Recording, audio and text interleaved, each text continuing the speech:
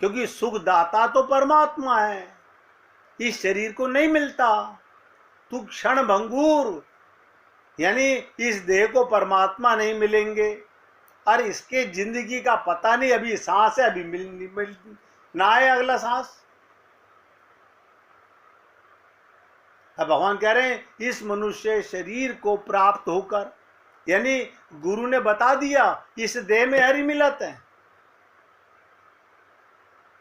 और वो कह रहे हैं निरंतर मेरा भजन कर।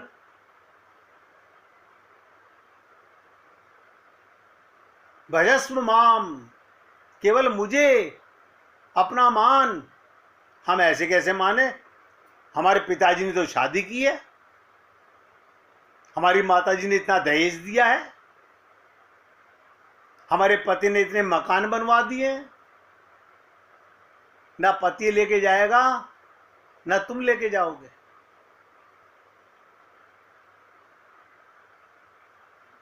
भगवान ने, अब बताइए, भगवान की बात भी हम सोचते हैं हाँ मान लेंगे ना, हमने मना थोड़ी किया है, मरते समय मान लेंगे। अच्छा तुम्हें पता है कब मरोगे? यानी हमें पता है हम कब मरेंगे, उस समय हम भगवान को याद कर लेंगे। सभी ध्यान से सुनो, मनुष्य शरीर बहुत दुर्लभ है, परंतु है नाशवान और सुख रहित। इसमें एक गुण है क्या? इस देह में हरि मिलत है। और अवगुण क्या है? ये सुख रहित है, इसे परमात्मा कभी नहीं मिलेंगे। नहीं, हम तो मंदिर में गए थे, दर्शन करके आए थे, इससे बड़े और मूर्ख क्या होंगे? हम मंदिर की मूर्तियों के दर्शन करके समझते हैं हमें परमात्मा मिल गए। मंदिरों में लाखों की भीड़ लगी हुई है, मर रहे हैं लोग, वाग कट रहे हैं, हमें तो आगे से आगे जाना है।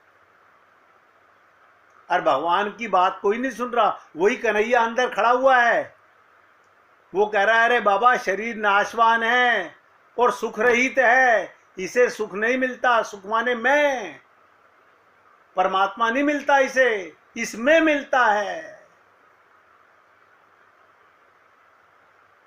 इसलिए काल का भरोसा ना करके अज्ञान से सुख रूप भासने वाले, ध्यान से सुनो,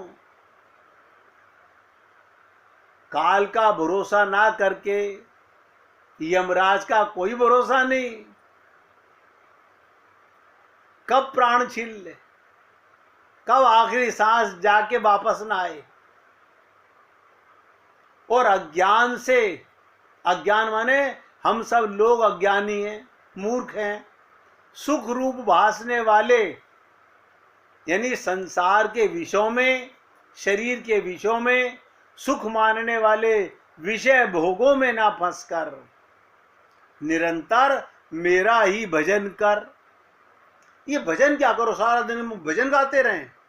अबे भजन करने का मतलब है खुद को आत्मा मानोगे तो परमात्मा सदा साथ महसूस होगा। गोपियों से सीख लो कि जब भी देखती हूं आईना, ए घनश्याम तेरी सूरत नजर आती है। हमें तो समझ नहीं आया उन्हें कैसी सूरत नजर आती है, क्योंकि उनकी आंख की पुतली में भगवान बैठा है, उन्हें आत्मज्ञान है, उन्हें परमात्मा नजर आता है। हमें तो नजर नहीं आता। हमें तो बेटा बेटी परिवार अटरम सटरम धूम धड़ाका कूड़ा करकट।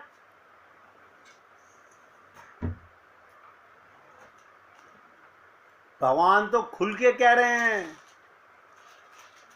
काल का भरोसा ना करके अज्ञान से सुख रूप भासने वाले विषय भोगों में ना फंसकर निरंतर मेरा भजन कर।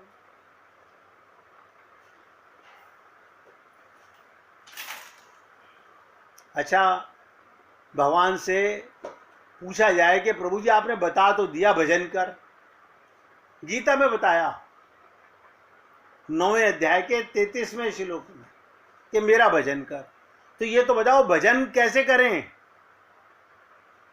भजन कैसे करना चाहिए तो बता दो प्रभु। भगवान ने कहा, हाथ कंगन को आरसी क्या, तुरंत दान महाकल्याण। भगवान ने 9वें अध्याय का अगला ही श्लोक 34वां, सब नोट करो। उन्होंने कहा, ये जीव पूछ ले कम बात है, इसके मन में ये जिज्ञासा लग जाए प्रेम कैसे करूं। वैसे तो 99% लोग पूछते नहीं है। सब ध्यान से सुनो, बुरा मत मानिएगा, मैं आप लोगों से बहुत बार पूछता हूं, कुछ पूछना है तो पूछ लीजिए। कोई नहीं पूछता।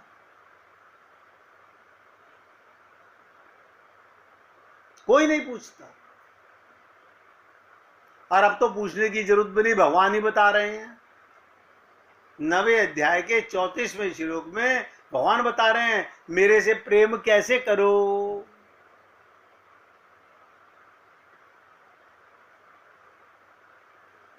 संसार में प्रेम कैसे करते हो। मन से करते हैं। बस प्रेम करने वाला कौन है? मन। रट लो, रट। प्रेम करने वाला कौन है? मन। तो भगवान भी यही कह रहे हैं, मन मना भव मद भक्तो मध्याजी माम नमस्कुरे। मुझ में मन वाला हो, तेरा मन सदा मुझ में रहे। पति तो पैसा कमा के लाए, बेटा तो हमारे लिए शौर उड़ाए, हमारे लिए साड़ियां लाए, हम भगवान तुम्हें याद करें। अच्छा, इसका मतलब शरीर मानते हो अपने को, फिर ये क्यों पूछ रहे हो प्रेम कैसे करें? आपका क्वेश्चन गलत हो गया। आपको पूछना नहीं चाहिए प्रेम कैसे करें भगवान से। मन मना भव मद भक्तो मध्याजी माम नमस्कुरे। मुझ में मन वाला हो, तेरा मन सदा मुझ में हो।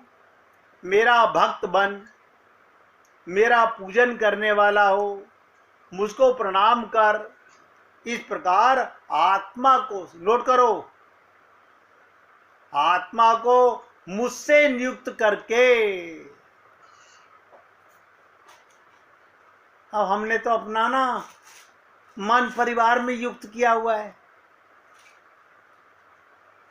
तो भगवान से कैसे कर ले? आत्मा को मुझ में नियुक्त करके।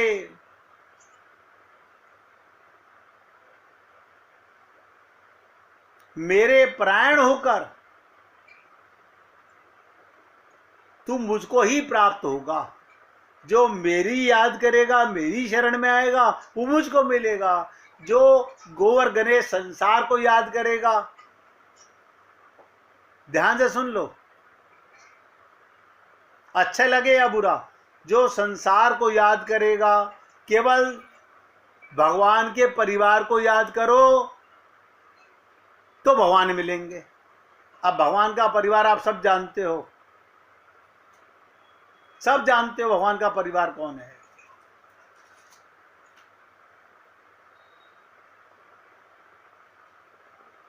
नियुक्त होकर के, मेरे प्राण होकर के, मेरे आश्रित होकर के, मुझे ही अपना मान करके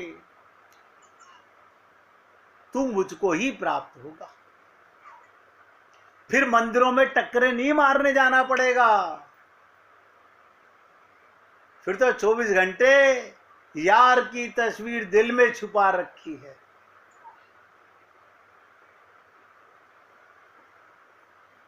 अब हम लोग तो पता नहीं क्या क्या बोल लेते हैं, हमारे को तो वहां जाना है, हमारे को तो वहां जाना है, हमारे को तो। मैं आज तक सोच रहा हूं, किसी ने ये नहीं सोचा, किसी ने डायरी में ये नहीं लिखा हमने कौन कौन से तीर्थों में जाना है, हमें क्या क्या दान करना है।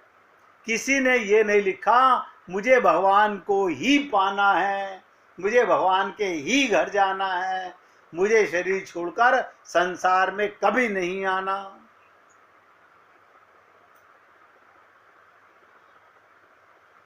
देखिए, मुझे नहीं पता, आप लोगों ने बहुत संत महात्माओं का सत्संग सुना होगा। अब तो सेवक का सत्संग सुन रहे हो, लेकिन मैं आपसे निवेदन करना चाहता हूं, जब जागो तब सवेरा। बताइए, छोटी सी बात बताई सेठ जी ने, ग्वालियर ने कहा समय नहीं है, दान देना तो जल्दी कर। आग लग गई सेठ जी को, हमें आज तक नहीं लगी। क्यों? हम अभी अपने आप को देह मानते हैं ना, शरीर मानते हैं। हमारे को ध्यान से सुनो, शरीर का ध्यान रखना बहुत जरूरी है, भगवान को पाना इतना जरूरी नहीं है।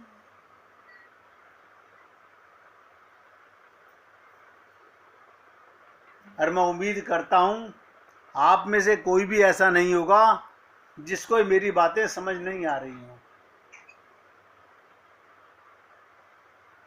फिर भी आपके मन में कुछ भी है तो आप पूछिए, निवेदन करना मेरा कार्य है। भगवान से ही प्रेम करोगे, भगवान को ही पाना चाहोगे तो नोट करो, यही अनन्य प्रेम है। हमारा मन तो अभी हमें भैया के यहाँ जाना है, उसके यहाँ मकान का मुहूर्त है, उसके यहाँ भतीजे की शादी है, वहां जाना है, फिर हमारे को हमारी कजन सिस्टर के यहाँ शादी है, वहां जाना है। पूछिए, मन नहीं लगता? आप मुझे बताओ, मन आपका नौकर है कि आप मन के नौकर हो? अच्छा चलो, आप मुझे एक बात बताओ, अगर आपको थाल में गोबर परोस के दिया जाए, खाने को मन करेगा? नहीं करेगा। तो ये जब सुन के समझ आ चुका कि झूठा है संसार, धोखा खाएगा, कर ले प्रभु से प्यार वरना पछताएगा। मुश्किल क्या है, हम सत्संग सुन के भूल जाते हैं तुरंत। शरीर संसार में लगाओ, भगवान को नहीं चाहिए। मैं तो बार बार आपसे कहता हूं, शरीर से पति की सेवा करो, पत्नी की सेवा करो, बच्चों की सेवा करो, माँ बाप की सेवा करो, समाज की सेवा करो। आत्मा से इनको प्रेम नहीं कर सकते। ये क्यों नहीं समझ में आ रहा? हम लोग प्रेम को समझ ही नहीं रहे। शरीर को बचा करके रखें कि इनसे प्रेम नहीं करेंगे, ये भी पाप है। ये शरीर किस काम का, तो फूक जाएगा कल, आपका किसी काम नहीं आएगा। शरीर मिला ही संसार के लिए है।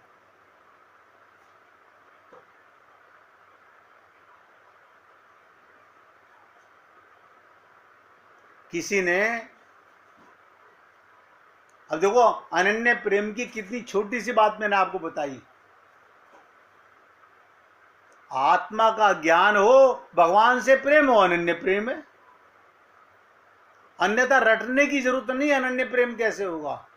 जब तक शरीर मानोगे तो मेरे जैसे क्या लाखों करोड़ों संत आकर के सत्संग सुना लें, कल्याण नहीं होने वाला। माया का प्रभाव ऐसा है। इसीलिए कहते हैं ना कि माया महाठगनी हम जानी। और अभी राजकुमार जी ने पूछा कि मन लगता नहीं, क्योंकि माया का बेटा है, लगाना पड़ेगा।